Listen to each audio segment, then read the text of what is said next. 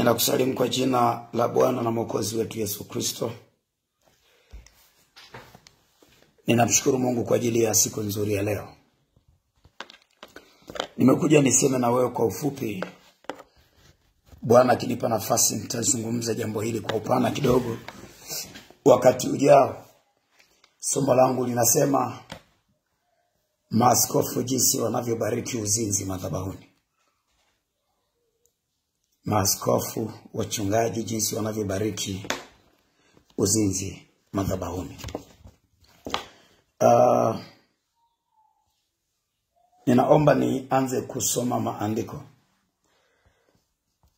Biblia inaweka wazi kabisa makatazo yanayohusiana na uzinzi. Biblia inaweka wazi kabisa ya kwamba mtu hatakiwi kuzini. Sasa kabla sijaeleza kwa nini usizini, ngoja nizungumze habari ya uzinzi. Biblia inasema usizini. Kitabu cha Kutoka 20 mstari wa 14 anasema usizini. Kumbukumbu la Torati 5:18 nasema wala usizini. Kitabu cha Mathayo sura ya 5 mstari wa 27 na 28. Kitabu cha Mathayo sura ile ya 5 mstari wa 27, 28, Biblia inasema mmesikia kwamba imenenwa usizini. Lakini mimi nawaambia kila mtu mtazamaye mwanamke kwa kumtamani amekwisha kuzini naye moyoni mwake. Kila mtu mtazamaye mwanamke kwa kumtamani amekwisha kuzini naye nafsini mwake. Kila mmoja anafahamu kwamba Mungu amekataa zina. Tangu Agano la Kale mpaka Agano Jipya, Mungu amekataa zina. Na tukiangalia kitabu cha Luka sura ya 16, nataka nizungumze uzinzi namna umebarikiwa na maaskofu na wachungaji madhabahuni. Angalia kitabu cha Luka 16 mstari wa 18. Biblia inasema hivi: kila amwachae mkewe na kumwoa mke mwingine azini, naye amwoaye yeye aliyeachwa na mumewe azini. Narudia tena. Kila amwachae mkewe na kumwoa mke mwingine azini, naye amwoaye yeye aliyeachwa na mumewe azini. Bwana Yesu asifiwe. Pamoja na kwamba maaskofu, mitume, manabii, wachungaji, wainjilisti na watumishi wa Mungu wamekuwa wakikemea kwa nguvu kwa habari ya watu wasizini, siku za hivi karibuni na siku tulizonazo leo, wengi wetu tumekuwa mashahidi tukishuhudia wachungaji na maaskofu wakifungisha ndoa kwenye madhabahu za Mungu aliye hai, ambazo ukifuatilia hizo ndoa unagundua huyu mwanaume alikuwa na mke wake amemwacha, ama huyu mwanamke alikuwa na mume wake amemwacha. Nimekuja nizungumze kama mchungaji na mtume, kwa sababu ni jukumu la mitume kulinda misingi ya imani. Biblia inasema kila mwanamume anayemwacha mke wake na akaoa mwanamke mwingine ni mzinzi wa kawaida kama wazinzi wengine.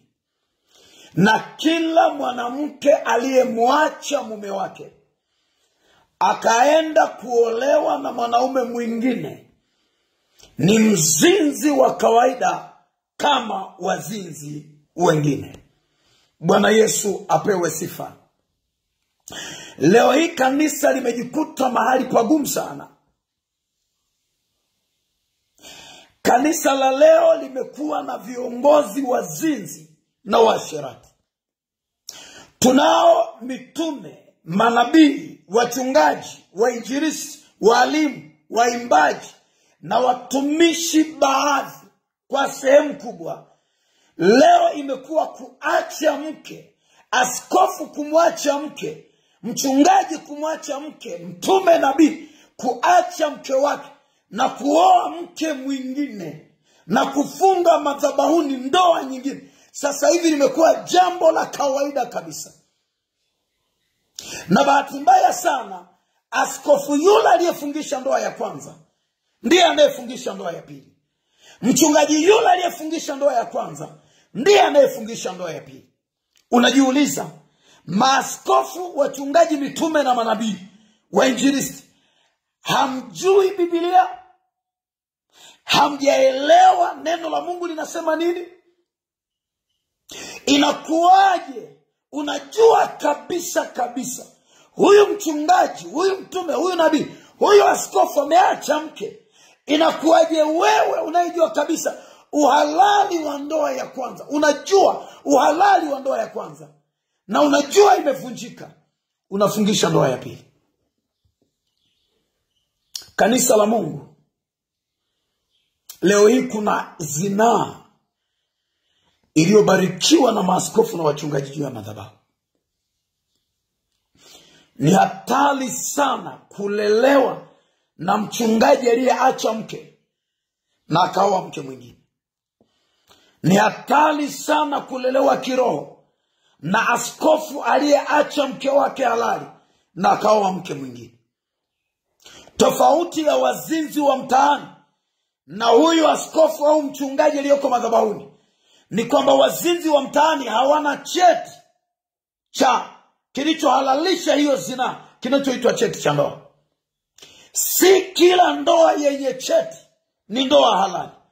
Uhalali wa hiyo ndoa unategemea huyu mke aliyeolewa na huyu mtumishi ni mke halali wa kwanza, wamedumu.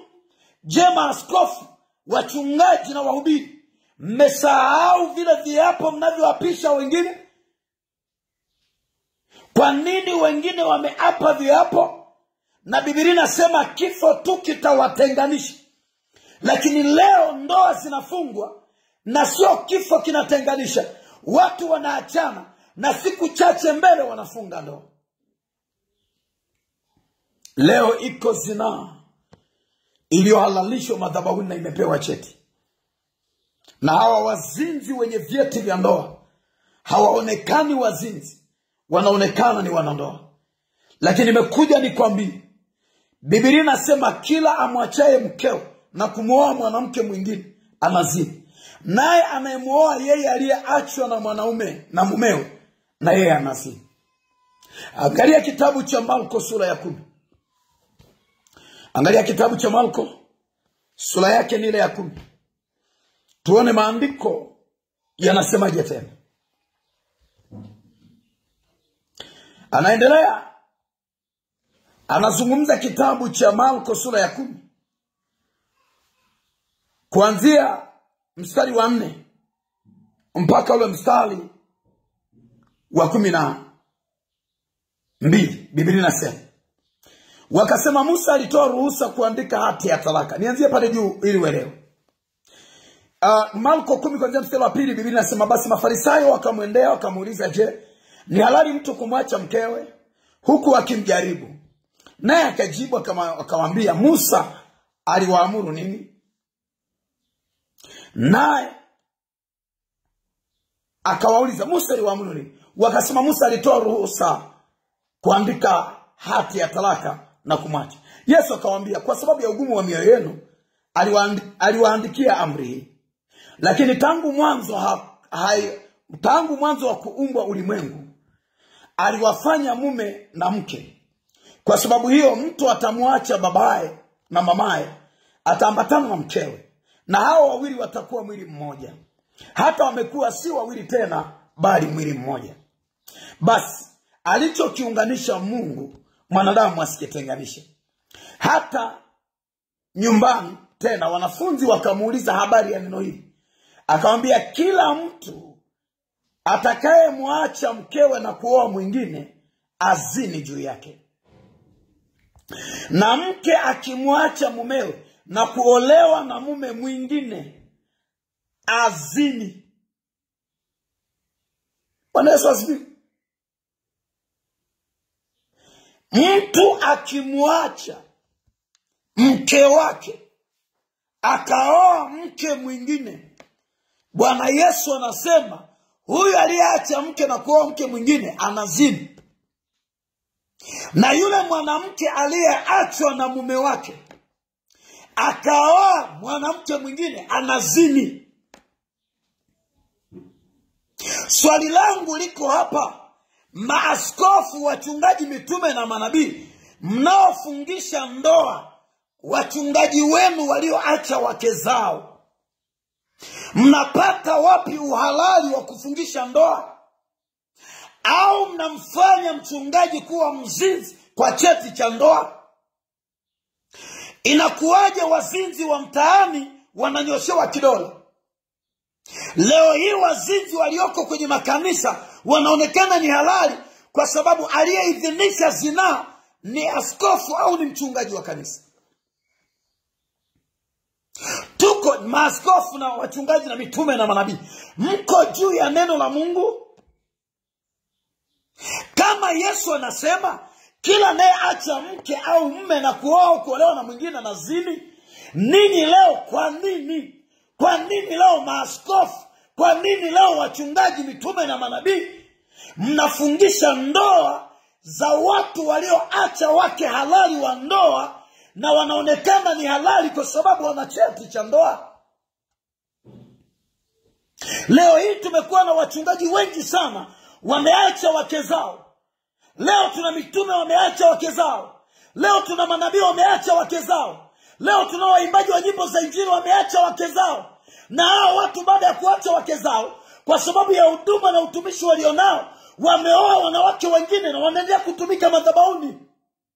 Na kuna Mkristo alipozini kanisani, askofu umemfukuza kanisani. We mtume umemfukuza kanisani. We nabii umemfukuza kanisani.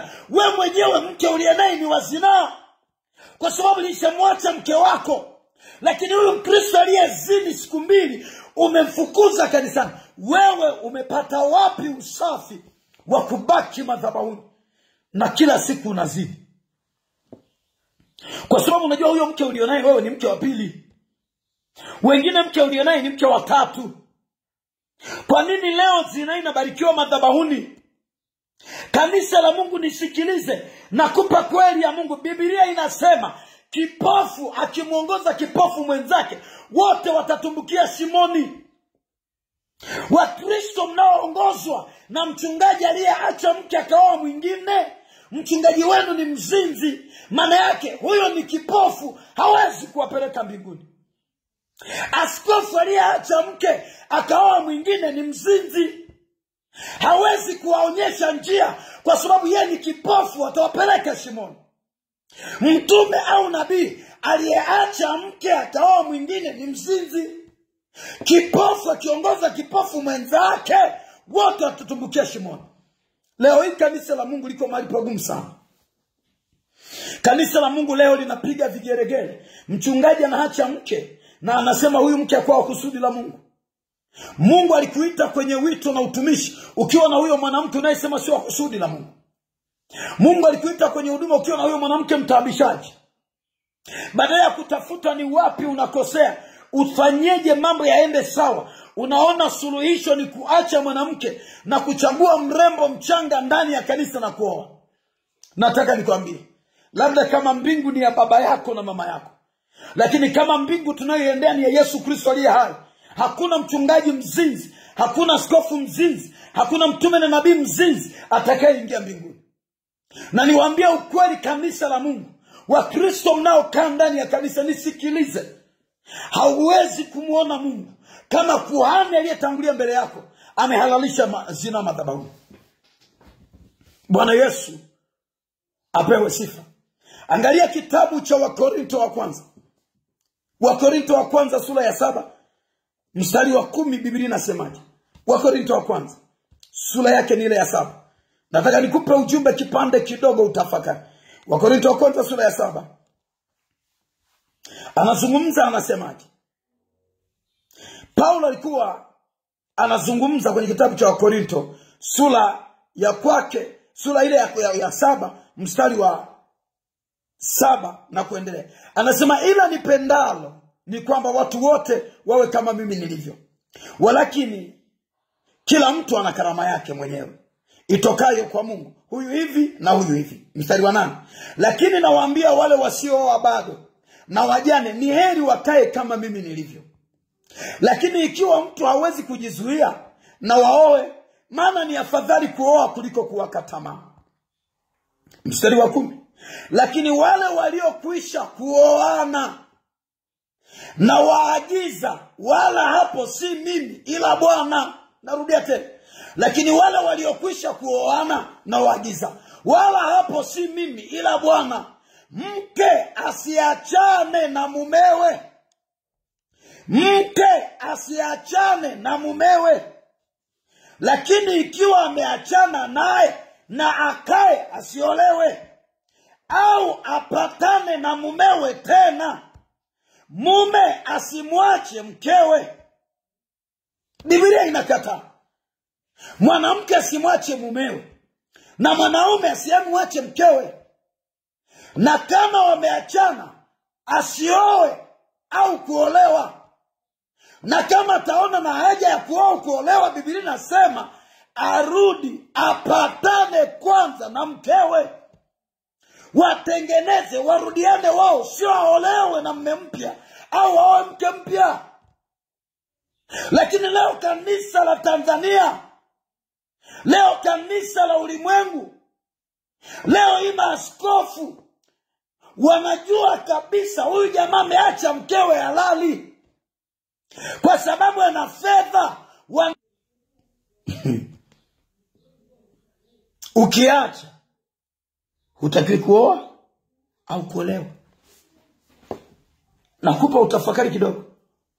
Leo hii tuna wahubiri wazinzi, wanavaa majoo, stola na kola na fimbo za kiaskofu, wanatembea nazo madhabahuni, lakini ni wazinzi.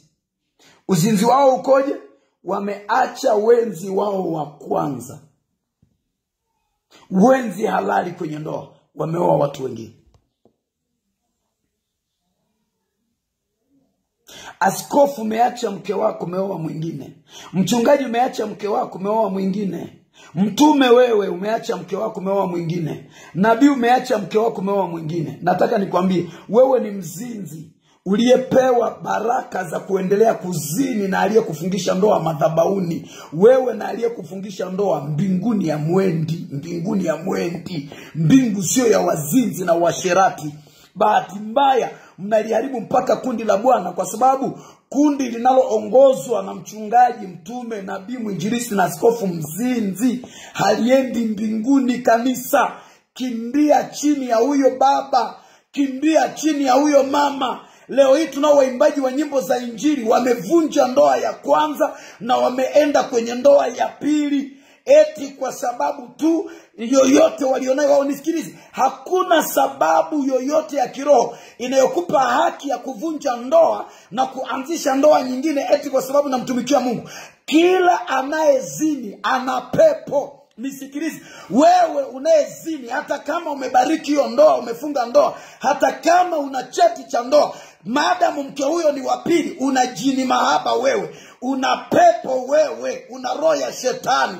Hiyo tabia ni ya ufalme wa giza, huendi mbinguni wewe. Rudi kwa Kristo, rudi msalabani, acha zina, rudi kwa Yesu. Warumi sura ya 7. Nisiende sana, nikupe tu kipande kidogo.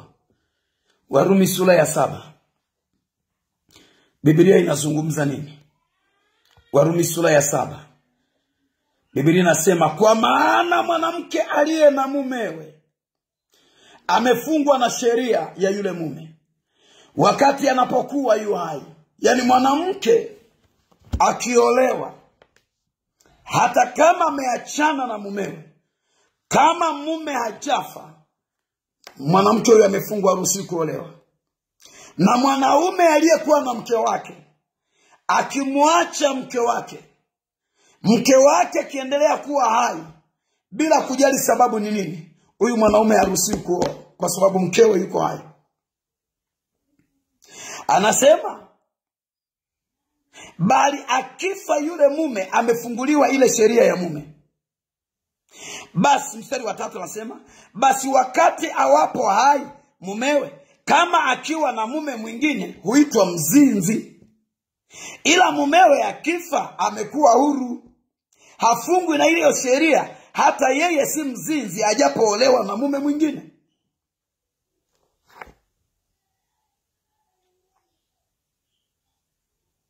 Wakorintho wa kwanza 7:39.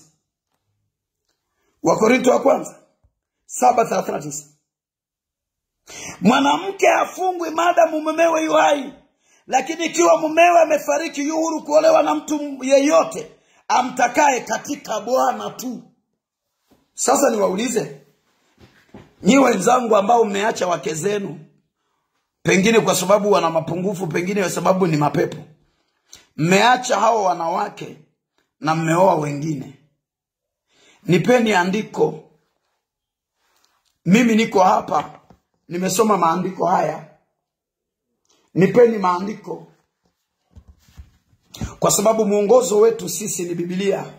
Kwa hiyo na wewe nipe Biblia inayokuongoza, inayokupa uhalali wa kuendelea kuwa na huyo, na una ujasiri wa kumsema vibaya yule mwanamke uliyemwacha. Unajiona una haki, unaenda mbinguni. Niainishe kwa kusema, askofu mzinzi na kundi la askofu linaloongozwa na askofu anayezini, aliyeacha mke na kuoa mke mwingine, hamwendi mbinguni. Kipofu akimuongoza kipofu mwenzake, wote watatumbukia shimoni. Unawezaje kuwa unaona makosa kwamba mchungaji ameacha mke wake, ameoa mke mwingine? Ile kwamba umeendelea kukaa chini yake, maana yake umebariki anachokifanya. Maana yake umekubali kwamba anachokifanya ni sawa. Nisikilize vizuri. Maana yake umebariki kwamba anachokifanya askofu wako kiko sawa. Anachokifanya askofu wako kiko sawa. Na kwa kuwa umebariki uzinzi, lini kanisani kwako hapo mtakemea roho uzinzi? Mzinzi anaweza kuambiwa acha uzinzi? Haiwezekani. Haiwezekani. Kwa ninaomba wewe uliyepata nafasi ya kusikia ujumbe huu, share hata mara 100. Niko tayari kwa challenge na changamoto zozote kwa message hii, kwa sababu ni ujumbe wa neno la Mungu. Nimeleta kipande cha dakika chache.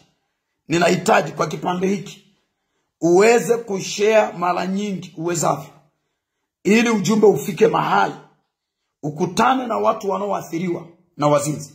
Leo hii tunao mitume wengi sana feki. Watu wanafundisha mafundisho potofu sana. Leo hii uzinzi unabarikiwa kama kawaida madhabahu. Siku moja niliwahi kumfuata askofu mmoja aliyemfungisha mchungaji naye mfahamu ndoa, wakati mchungaji ameacha mke na watoto 5. Mchungaji amemwacha mke na watoto 5.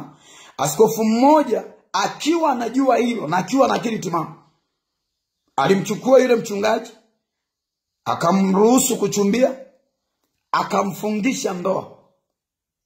Ziliponifikia taarifa, kwa sababu askofu nilikuwa namfahamu, nikaenda kujifunza kwake. Baba askofu, unapofungisha, wewe umefungisha ndoa mtu fulani? Akasema ndio. Nikamuuliza, unapofungisha ndoa ya huyo mtu, ulikuwa unajua kwamba na mke? Akasema alikuwa anajua. Nikamwambia nimekuja nijifunze kwako. Ni maandiko gani ulisimamia yaliyokupa haki na uhalali wa kufungisha ile ndoa? Aliniambia sikutumia maandiko, nimetumia hekima yangu. Nikataka kujua kwa nini ametumia hekima yake. Akasema yeye alikuwa anamsaidia yule mchungaji asije kaanguka katika uzinzi. Kwa hiyo ile kwamba ameruhusu ndoa ya kwanza ivunjike, amemfungisha mchungaji ndoa ya pili. Kwake mchungaji kuwa na ndoa ya pili sio uzinzi. Nataka nikwambie, neno la Mungu, Biblia, limesimama. Neno la Mungu halijabadilika. Askofu anayefungisha walioacha wake zao ndoa ni mzinzi, na wanaofungishwa ndoa na wake wa pili ni wazinzi. Mungu alisaidia kanisa lake. Mungu akusaidia unayenisikia. Yesu yuko karibu kurudi. Wazinzi na washerati hawatamwona Mungu. Baada ya kusema hayo, niseme Mungu awabariki sana. Shalom shalom. Niliyekuletea ujumbe huu ni mimi mchungaji wako na mtume Brown Kiambo wa kanisa la Hofan. Niko Iringa mjini. Ninaomba komenti chochote unachosikia kukomenti, lakini ninaomba uweze kushare ujumbe huu kwa kadri unavyoweza, ili kuliponya kanisa na kuwasaidia watu wa Mungu. Niwashukuru wote ambao umeshirikiana na mimi. Nikushukuru Robi, asante sana. Bishop Richard, asante. Mtumishi wa Mungu Pastor Riziki, asante sana. Mtumishi Stanley, asante. Mtumishi Yekonia Kalinga, asante sana. Mtumishi Mwaki Malila, right Mwaki, Mungu akubariki. Jamani, nawashukuru sana. Shalom shalom. Niwatakie neema na baraka za Mungu. Ni kushukuru Zebadia Mgeni. Mungu awabariki. Share ujumbe huu uwafikie wengi. Shalom tena shalom.